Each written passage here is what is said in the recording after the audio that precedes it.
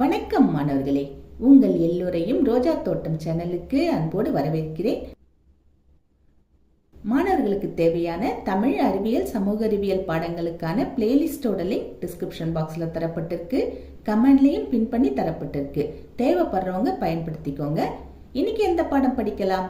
அளவீட்டியல் என்ற 7ஆம் வகுப்பு அறிவியல் பாடத்தில் கொடுக்கப்பட்டிருக்கும் மதிப்பீடு வினாக்களுக்கு விடைகளை படிக்கலாமா?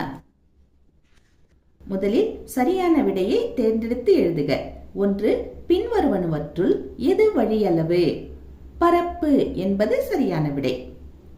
2. பின்வருவனவற்றுள் எது சரி? 1 லிட்டர் ஈக்குவல் டு 1000 சிசி. இந்த விடை சரி. அதாவது 1000 cubic centimetre. 1 litre equal to 1000 CC. 3. அடர்த்தியின் SI அலகு. சரியான விடை கிலோகிராம் பை மீட்டர் கியூப்.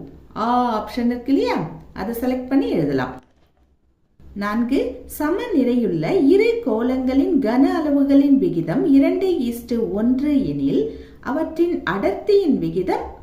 சரியான விடை ஃபர்ஸ்ட் ஆப்ஷன் இருக்கு பாருங்க, 1:2.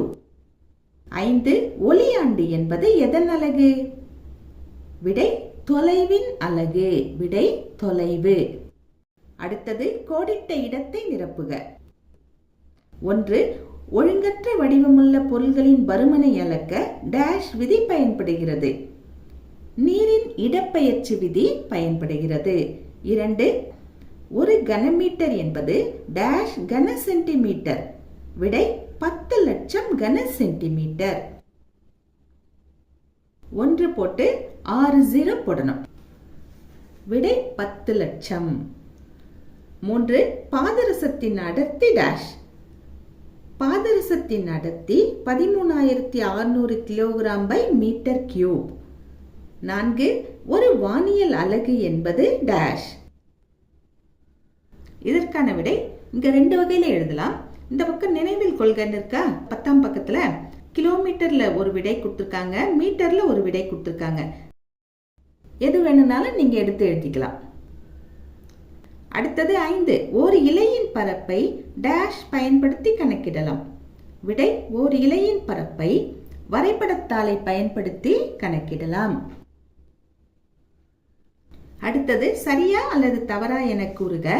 தவறான கூற்றை திருத்தி எழுதுக. 1. ஒரு பொருளின் எல்லை அடைத்துக் கொள்ளும் இடமே அப்பொருளின் பரப்பளவு ஆகும்.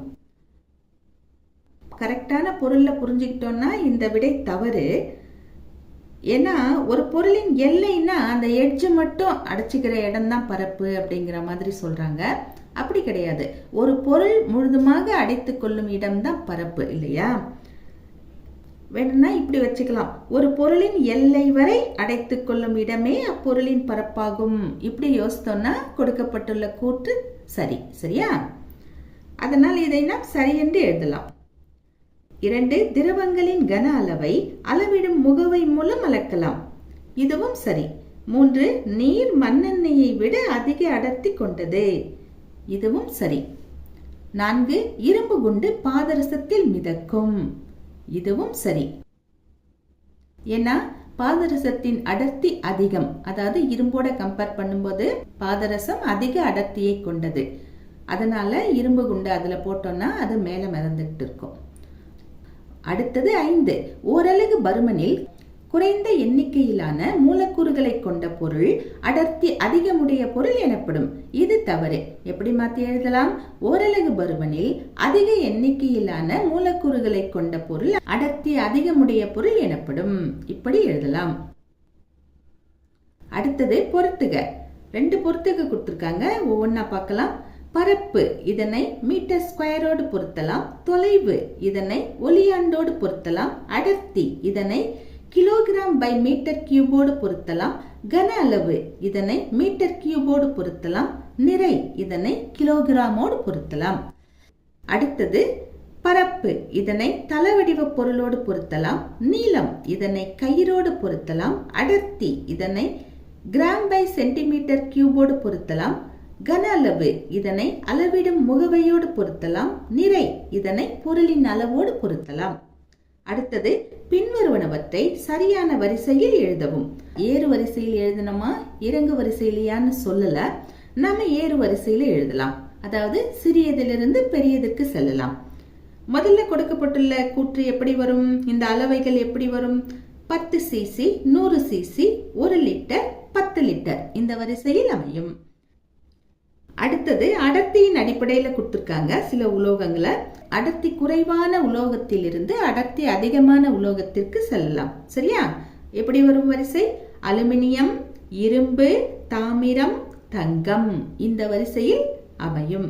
அடுத்தது ஒப்புமையை கொண்டு நிரப்புக. 1 பரப்பு ஈஸ்ட் மீட்டர் ஸ்கொயர், கன அளவு ஈஸ்ட் டேஷ்னு கொடுத்திருக்காங்க.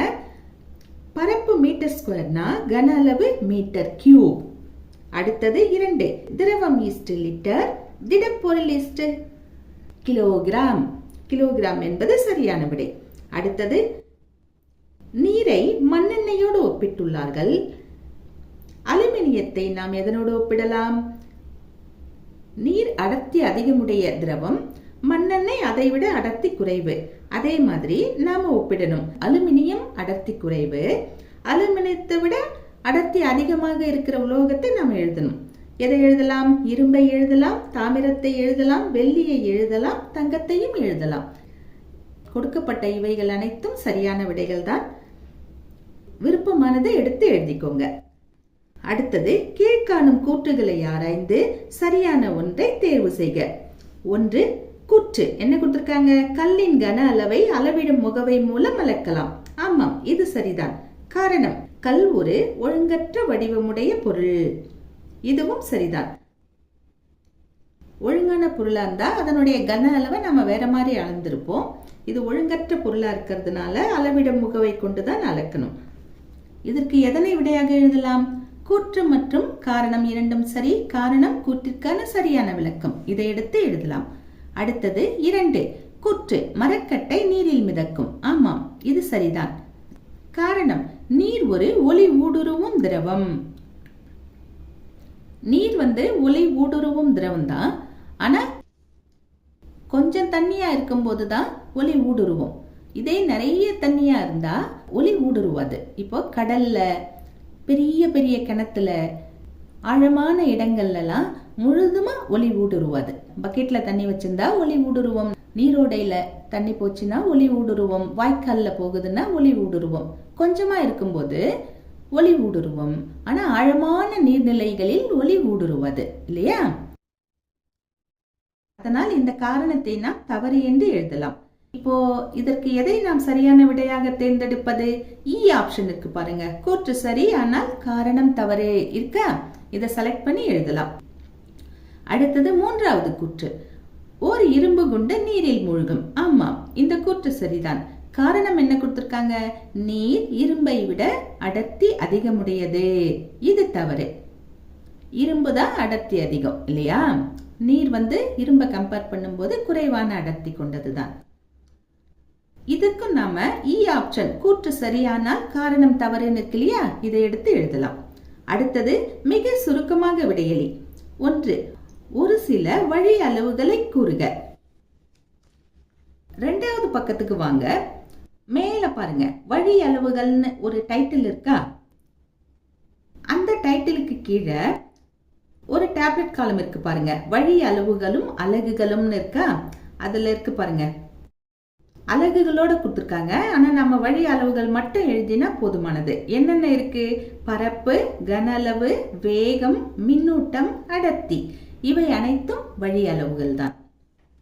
இதை எடுத்து எழுதுங்க. அடுத்தது 2 ஓர் ஒளியாண்டின் மதிப்பை தருக. 10வது பக்கத்துக்கு வாங்க. அங்க பாருங்க, நினைவில் கொள்க இருக்கா? அதுக்கு மேல ஒரு பத்தி இருக்கா? அதுக்கு மேல பாருங்க, ஒற்றை வரியில விடை இருக்கு பாருங்க. ஒரு ஒளியாண்டு ஈக்குவல் டு என்ன கொடுத்திருக்காங்க? 9.46 × 10⁻15 மீட்டர்னு கொடுத்திருக்காங்களா? இதுதான் விடை. இதை எடுத்து எழுதலாம். அடுத்தது 3வது கேள்வி, ஓர் உருளையின் கன அளவை காண உதவும் சூத்திரத்தை எழுதுக.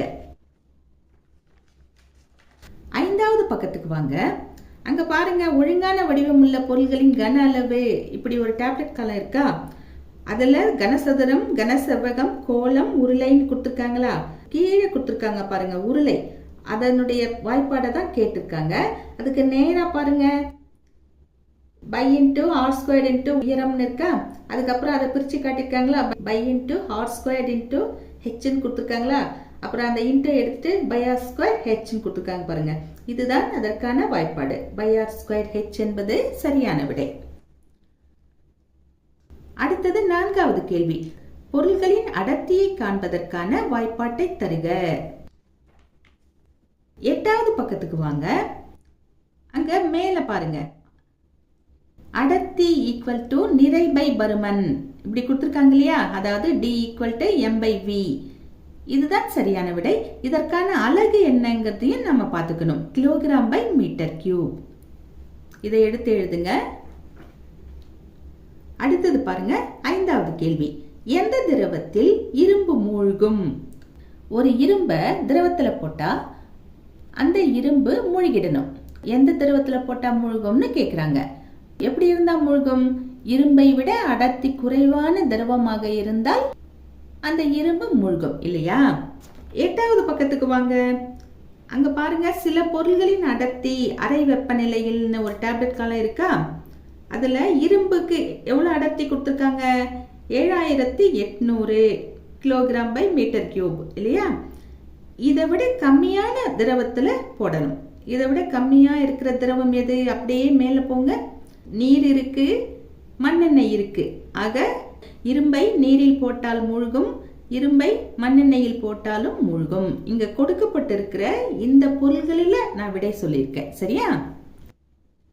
நீர், மண்ணெண்ணெய் என்பது சரியான விடை.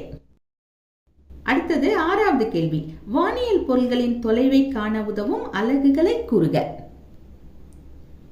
9வது பக்கத்துக்கு வாங்க. அங்க பாருங்க, கீழே பூமியின் அண்மை மற்றும் சேய்மை நிலைகள்னு ஒரு படம் இருக்கா. அதுக்கு மேல போனீங்கன்னா வானியல் அலகுன்னு இருக்கு. அதுக்கு மேல பாருங்களேன், வானியல் அலகு, ஒளியாண்டு, இப்படி 2 வார்த்தைகள் இருக்கா. இதுதான் சரியான விடை.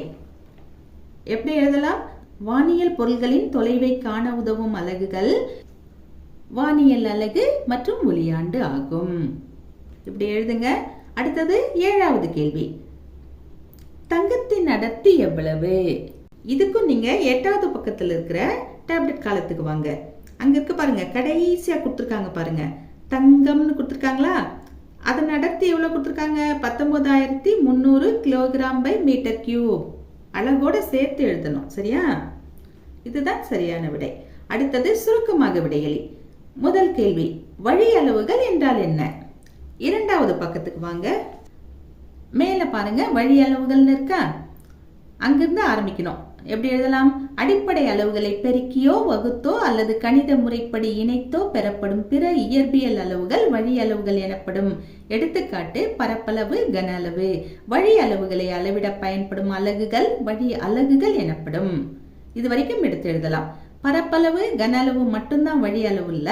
கீழே கொடுத்துருக்காங்க பாருங்க, பரப்பளவு, கன அளவு, வேகம், மின்னூட்டம், அடர்த்தி, இவைகளும் அதற்கான எடுத்துக்காட்டுகள் தான். வேணும்னா அதையும் நீங்க சேர்த்து எழுதலாம். அடுத்தது 2வது கேள்வி. ஒரு திரவத்தின் கன அளவையும் ஒரு கலனின் கொள்ளளவையும் வேறுபடுத்துக.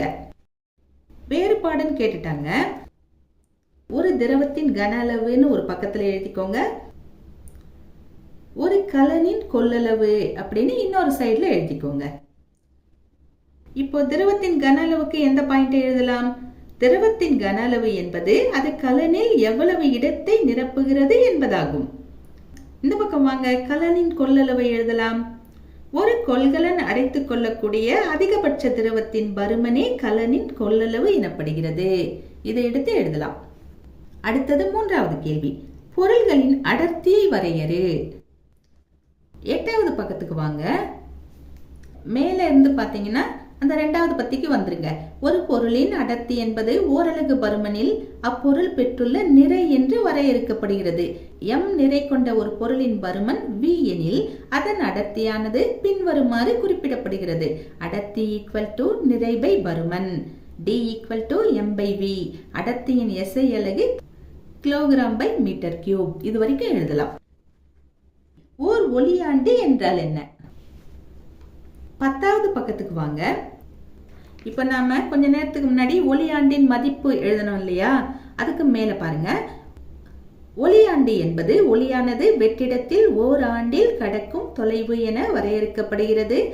ஒரு ஒளியாண்டு என்பது 9.46 × 10⁻15 மீட்டர். இதுவரைக்கும் எடுத்து எழுதலாம். அடுத்தது 5வது கேள்வி. ஒரு வானியல் அலகு வரையறு. 9வது பக்கத்துக்கு வாங்க. இந்த சைடுல பாருங்க, மேல இருந்து பாத்தீங்கன்னா 2 லைன்ல ஒரு பத்தி கொடுத்திருக்காங்க பாருங்க. ஒரு வானியல் அலகு என்பது பூமிக்கும் சூரியனுக்கும் இடையேயுள்ள சராசரி தொலைவாகும். இப்படி போட்டுட்டு கீழே அதனுடைய அளவை கொடுத்திருக்காங்க இல்லையா, அதையும் சேர்த்து எடுத்து எழுதலாம். அடுத்தது பாருங்க, விரிவாக விடையளி. முதல் கேள்வி என்ன கொடுத்திருக்காங்க? ஒழுங்கற்ற வடிவமுள்ள பொருள்களின் பரப்பை ஒரு வரைபடத்தாளை பயன்படுத்தி கணக்கிடும் முறையை விவரி. 4ஆம் பக்கத்துக்கு வாங்க. இந்த 4ஆம் பக்கத்துல ப்ளூ கலர் பாக்ஸ்ல இருக்கு பாருங்க, செயல்பாடு 1ன்னு போட்டு கிராப் ஷீட்ல ஒரு இலைய வச்சிருக்காங்க இல்லையா, அந்த ப்ளூ கலர் பாக்ஸ்ல இருக்கிறத முழுவதுமாக எடுத்து எழுதலாம். அடுத்தது என்ன கேட்டிருக்காங்க? 2வது கேள்வி. ஒரு கல்லின் அடர்த்தியை ஒரு அளவிடும் முகவை மூலம் எவ்வாறு கண்டறிவாய்? 7வது பக்கத்துக்கு வாங்க. மேல பாருங்க, செயல்பாடு 3ன்னு இருக்கா, அந்த ப்ளூ கலர் பாக்ஸ்ல கொடுத்திருக்கிறத முழுமையாக எடுத்து எழுதலாம். அப்புறம் கடைசியா பாருங்க, குறுக்கெழுத்து புதிர்னு இருக்கா, இடமிருந்து வலம் மேலிருந்து கீழ், இந்த மாதிரி சில கேள்விகள் கேட்கப்பட்டிருக்கு. நான் விடையை மட்டும் சொல்லிடுறேன், நீங்க அதற்குண்டான குறுக்கெழுத்து அட்டவணையில சரியான வகையில எடுத்து எழுதிக்கோங்க. இடமிருந்து வலம். முதல் கேள்வி என்ன? வெப்பநிலையின் SI அலகு கெல்வின். 2, திரவங்களின் கன அளவை காண உதவுவது அளவிடும் குவளை. 3, ஓரலகு கன அளவில் உள்ள நிறை அடர்த்தி. 4, இரும்பை விட அடர்த்தி அதிகம் கொண்ட திரவம் பாதரசம். அடுத்தது மேலிருந்து கீழ் பாருங்க, ஓர் அடிப்படை அளவு. நிறைய அடிப்படை அளவு இருக்கு, அதுல 6 எழுத்துல வர்றதை நாம எழுதணும். ஒளிச்செறிவு எழுதலாம், மின்னோட்டம் எழுதலாம், ரெண்டுமே 6 எழுத்து தான். அடுத்தது என்ன? ஒரு முப்பரிமாண பொருள் ஆக்கிரமித்துக் கொள்ளும் இடம். விடை கன அளவு. 3, நீண்ட தொலைவின் அலகு ஒளியாண்டு. கடைசியா ஒரு வழி அளவு 5 எழுத்துல இருக்கணும். கன அளவு எழுதலாம், அடர்த்தியையும் எழுதலாம். மாணவர்களே, இன்று நாம் அளவீட்டியல் பாடத்தில் கொடுக்கப்பட்ட மதிப்பீடு வினாக்களுக்கு விடைகளை பார்த்தோம். நாம் வேறு பாடத்தோடு மீண்டும் சந்திக்கலாம். டாடா, பாய்.